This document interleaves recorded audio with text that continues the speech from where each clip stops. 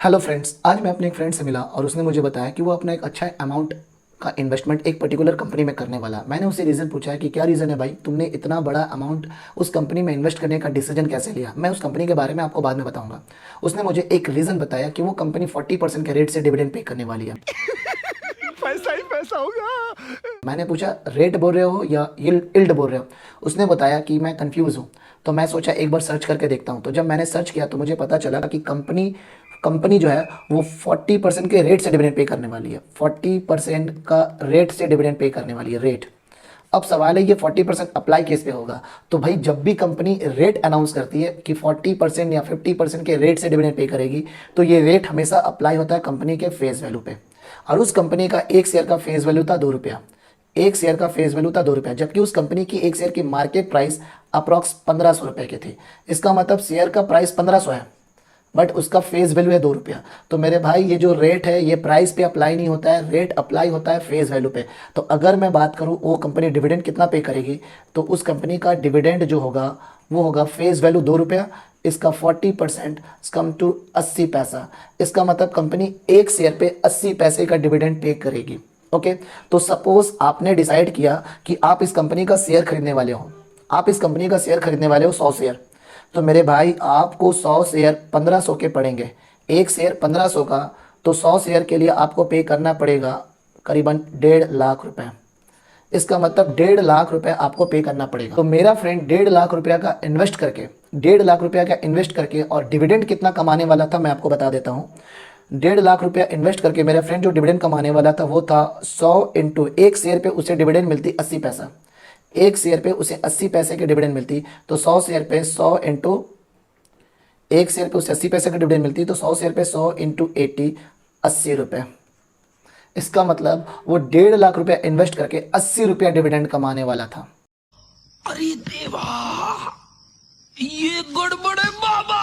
आप सोच के बताओ, क्या ये एक अच्छा डिसीजन होगा इन्वेस्टमेंट के लिए? बिल्कुल नहीं।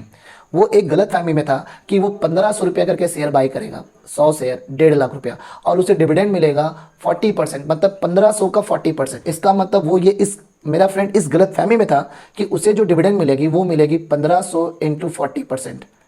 एक शेयर पे उसे 1500 इंटू 40% अगर अपने कैलकुलेट करते हैं तो 600 रुपये का डिविडेंड आता है। 600। तो उसने सोचा कि अगर हम 100 शेयर खरीद ले तो 600 करके अपने को 60,000 का डिविडेंड मिल जाएगा। मतलब 1.5 लाख लगाओ और 60,000 का डिविडेंड अर्न करो।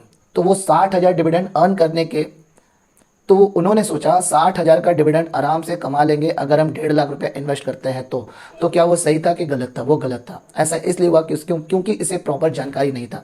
तो मैं अपने स्टॉक मार्केट के इस पार्ट 7 में आपको सिखाऊंगा डिविडेंड पॉलिसी के बारे में। कंपनी जो डिविडेंड पे करती है उसका कैलकुलेशन किस तरह से करते हैं।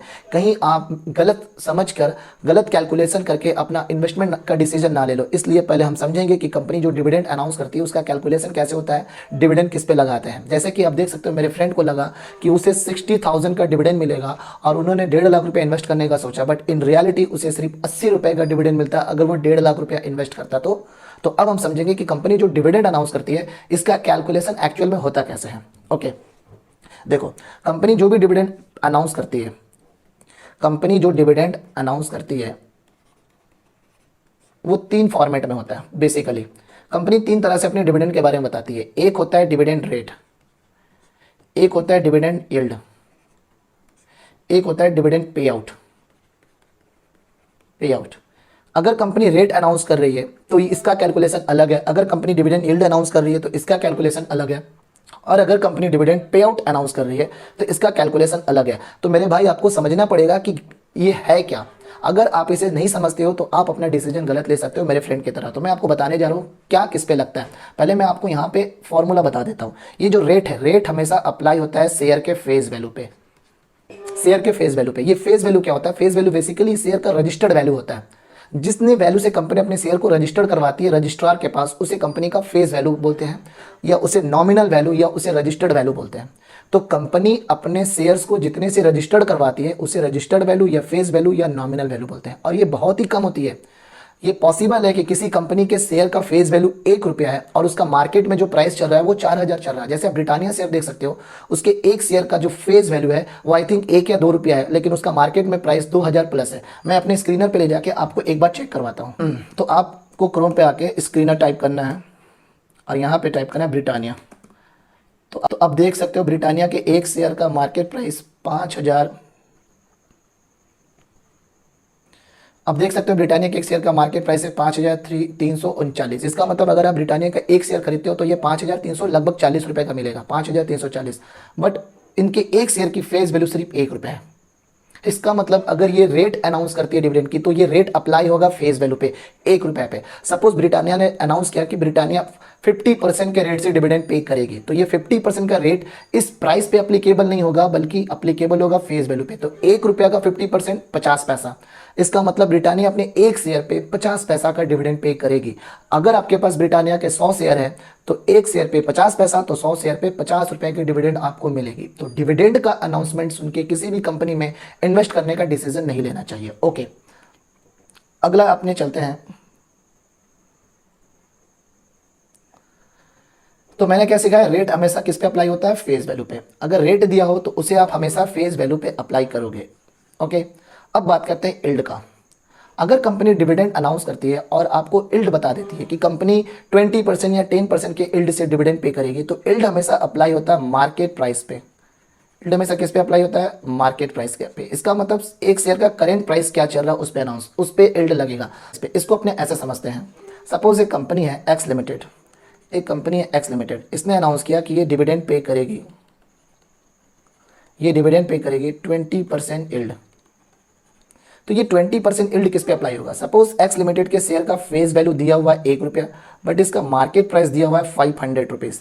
तो ये जो 20% का इल्ड है ये हमेशा अप्लाई होगा मार्केट प्राइस पे। तो अगर मैं बात करूँ डिविडेंड की, तो ये कंपनी डिविडेंड कितना पे करेगी, 500 इंटू 20% कम टू 100। इसका मतलब ये कंपनी एक शेयर पे 100 रुपये का डिविडेंड पे करेगी। तो एक्स लिमिटेड के जितने शेयर आपके पास है आपको उतना डिविडेंड मिल जाएगा। सपोज एक्स लिमिटेड का 50 शेयर आपके पास है, तो एक शेयर पे 100 रुपये का डिविडेंड, तो 50 शेयर पे 5,000 का डिविडेंड आपको मिलेगा। ओके, आगे चलते हैं, पे आउट के बारे में जिक्र करते हैं।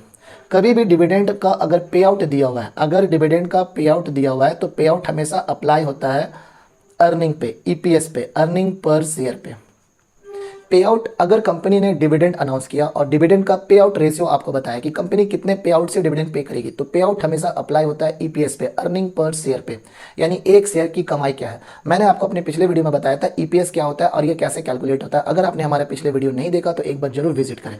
तो इसे समझने के लिए हम एक एग्जाम्पल लेते हैं। सपोज एक कंपनी है वाई लिमिटेड का फेस वैल्यू दिया हुआ है, एक शेयर का फेस वैल्यू 2 रुपया है।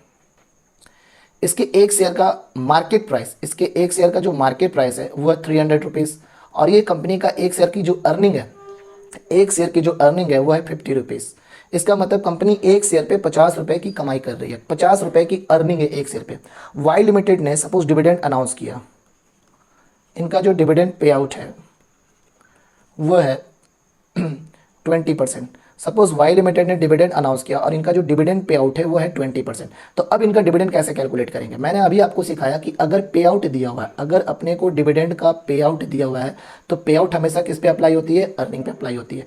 तो अगर मैं आपसे पूछूँ इस कंपनी का डिविडेंड क्या हुआ, तो इस कंपनी का डिविडेंड हुआ 50 इंटू 20% कम टू 10 रुपीज़। इसका मतलब ये कंपनी एक शेयर पे 10 रुपये की डिविडेंड पे करेगी।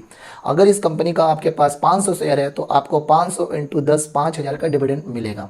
तो इस तरह से अपने डिविडेंड कैलकुलेट करते हैं। तो इसका मतलब ये हुआ कि अगर कोई कंपनी डिविडेंड अनाउंस करती है तो डिविडेंड के बारे में पहले पता करें कि वो डिविडेंड रेट है या डिविडेंड इल्ड है या डिविडेंड पे आउट है। अगर रेट है तो उसे फेस वैल्यू पे अप्लाई करके देखें कि क्या डिविडेंड मिलेगा पर शेयर पे। अगर डिविडेंड इल्ड है तो उसे आप मार्केट प्राइस पे अप्लाई करें कि शेयर की जो करंट मार्केट प्राइस चल रही है उस पे डिविडेंड इल्ड को अप्लाई करके देखें कि क्या डिविडेंड मिलेगा। और अगर कंपनी ने पे आउट अनाउंस किया है तो पे आउट को आप हमेशा अर्निंग पे अप्लाई करके देखें कि आपको क्या डिविडेंड मिलेगा। इसके बाद आप अपना इन्वेस्टमेंट करने का डिसीजन लें। तो मैं आपको एक कंपनी की तरफ लेके चलता हूँ और मैं दिखाता हूँ कि ये चीज़ें कैसे काम करती है। ओके, जैसे कि आप देख सकते हो डिविडेंड इल्ड, आप यहाँ पे मैं यहाँ पे ब्रिटानिया इंडस्ट्री के बारे में खोला हूँ। आप देख सकते हो इस कंपनी का डिविडेंड इल्ड जो है, इस कंपनी का जो डिविडेंड इल्ड है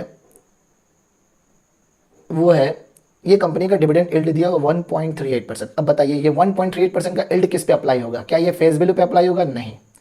क्या ये यील्ड कंपनी के अर्निंग पे अप्लाई होगा? ईपीएस पे? नहीं। ये यील्ड अप्लाई होगा कंपनी के मार्केट प्राइस पे। ये रहा प्राइस। इसका मतलब यहाँ पे डिविडेंड का कैलकुलेशन होगा 5339 इंटू 1.38%। तो ये कैसे क्या निकल के आता है? 5339 इंटू 1.38%। तो ये निकल के आता है 73.6 पैसा अप्रॉक्स। इसका मतलब ये कंपनी अप्रॉक्स 74 रुपीज़ का डिविडेंड पे करेगी एक शेयर पे।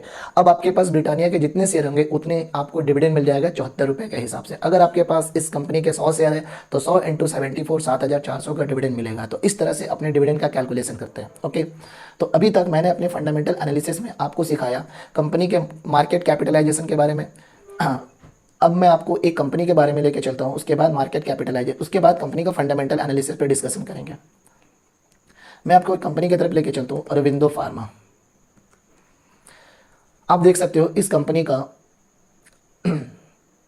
का मार्केट कैपिटलाइजेशन 61,992 करोड़ है। इसका मतलब ये एक लार्ज कैप वाली कंपनी है। इस कंपनी का पीई रेशियो 17.4 है और इसका इंडस्ट्री पीई 27.8 है। मैंने आपको पिछले वीडियो में बताया था कि अगर किसी कंपनी का पीई उसके इंडस्ट्री पीई से कम हो तो वो एक अंडर वैल्यूड मानी जाएगी। तो इसका मतलब अरविंदो फार्मा की शेयर जो है वो करेक्ट वैल्यूएशन पे मिल रही है क्योंकि इसका पीई उसके इंडस्ट्री पीई से कम है। इसके अलावा इनका प्राइस टू बुक वैल्यू 2.01 है। मैंने ये भी बताया था कि अगर किसी कंपनी का प्राइस टू बुक वैल्यू, इसका मतलब उसका प्राइस उसके बुक वैल्यू के 3 से कम है, प्राइस टू बुक वैल्यू अगर 3 से कम है तो उस कंपनी को अपने एक करेक्ट वैल्यूएशन पे मानेंगे।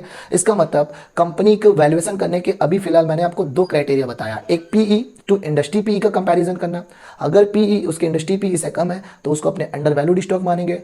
एंड सेकंड थिंग, अगर उसका प्राइस टू बुक वैल्यू 3 से कम है तो उसको अंडर वैल्यूड मानेंगे। तो दोनों क्राइटेरिया फुलफिल कर रही है। तो अभी हम बोल सकते हैं कि अरविंदो फार्मा का जो शेयर है वो करेक्ट वैल्यूएशन पे मिल रहा है। और आप यहाँ पे देख सकते हो कि इस कंपनी का जो हाई एंड लो, ये बेसिकली 52 वीक के हाई एंड 52 वीक के लो होते हैं। मतलब पिछले एक साल में इस कंपनी के जो शेयर प्राइस का लोवेस्ट वैल्यू था वो था 994 और हाई लगा चुका है 1593। इसका मतलब इस कंपनी ने 1593 का हाई लगाया है और अभी फिलहाल ये कंपनी का एक शेयर की कीमत जो है वो 1058 है। मतलब ये अपने 52 वीक लो के पास मिल रहा है।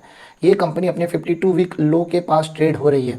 ओके, 52 वीक लो के पास ट्रेड हो रही है, पीई इंडस्ट्री पी से कम है और इसका प्राइस टू बुक वैल्यू 3 से कम है। तो ये कंपनी का जो शेयर है एक करेक्ट वैल्यूएशन पे मिल रहा है। इसके अलावा मैंने आपको आरओसीई एंड आरओई के बारे में बताया था। आरओसीई एंड आरओई के बारे में बताया था, जिसमें मैंने बताया था अगर आरओसीई 20% से ज़्यादा हो और आरओई 15% से ज़्यादा हो तो उसको अपने एक अच्छा गुड परफॉर्मिंग कंपनी बोलेंगे। तो यहाँ पे आप देख सकते हो इनका आरओसीई 14.1 है एंड आरओई 11.5 है। तो इसके बेसिस पे ये कंपनी का परफॉर्मेंस उतना खास नहीं है। इसके बाद मैंने आपको बताया था डेब्ट टू इक्विटी रेशियो के बारे में। डेब्ट टू इक्विटी रेशियो अगर किसी कंपनी की 1 से कम होती है तो उसे अपने बोलेंगे डेब्ट फ्री कंपनी। आप देख सकते हो इस कंपनी का जो डेब्ट टू इक्विटी रेशियो है वो 0.7 है, इसका 0.27 1 से कम होती है। इसका मतलब ये कंपनी के ऊपर कर्ज नहीं है, ये कंपनी एक डेब्ट फ्री कंपनी है। मैं उम्मीद करता हूँ कि आप हमारे सारे वीडियोस को सीक्वेंस वाइज देखोगे। अगर आप चीज़ों को सीक्वेंसली देखोगे तो आपको काफ़ी आसानी से समझ में आएगा सारी बातें मेरी यहाँ पे। ओके, अगर आप जानना चाहते हो कि इस कंपनी के ऊपर टोटल डेप्ट कितने की है तो आप देख सकते हो इस कंपनी के ऊपर जो टोटल डेप्ट है वो है 8427 करोड़ का। 8427 करोड़ का डेप्ट है कंपनी के ऊपर। मैं इसे हाईलाइट करता हूँ। वेट, इस कंपनी के ऊपर 8427 का डेप्ट है। इसके कंपैरिजन में कंपनी के पास रिजर्व है 30,820 करोड़। तो ये कंपनी का डेप्ट टू इक्विटी रेशियो 1 से कम है और डेप्ट से ज़्यादा इनके पास रिजर्व है। ये अपना डेप्ट कभी भी चुका सकती है। तो ऐसे कंपनी को अपने डेप्ट फ्री कंपनी बोलते हैं बेसिकली। ठीक है, तो ये कुछ क्राइटेरिया मैंने अभी तक आपको अपने वीडियो में सिखाया जिसके बेसिस पे आप किसी भी कंपनी का फंडामेंटल एनालिसिस कर सकते हो। और आने वाले 2 से 3 वीडियो में मैं इसे कंक्लूड करूंगा, मैं इसे कंप्लीट करूंगा। और अगर आपने हमारे फंडामेंटल एनालिसिस के सारे पार्ट्स को सीक्वेंस में देखा है तो आपको कंप्लीट किसी भी कंपनी के बारे में एनालिसिस करने में हेल्प मिलेगा। तो इसके साथ आज का वीडियो मैं यहीं पे ख़त्म करता हूँ। अगला वीडियो मैं जल्द ही लेके आऊँगा। अगर आपको हमारी वीडियो इन्फॉर्मेटिव लगे तो please do like share and subscribe और अपने फ्रेंड्स के साथ शेयर जरूर करें और अपने जो भी डाउट्स वगैरह है उनको कमेंट बॉक्स में जरूर डालें। हम आपका रिप्लाई जरूर करेंगे। Thank you so much. इतना अभी तक हमारी वीडियो देखने के लिए थैंक यू सो मच। जय हिंद।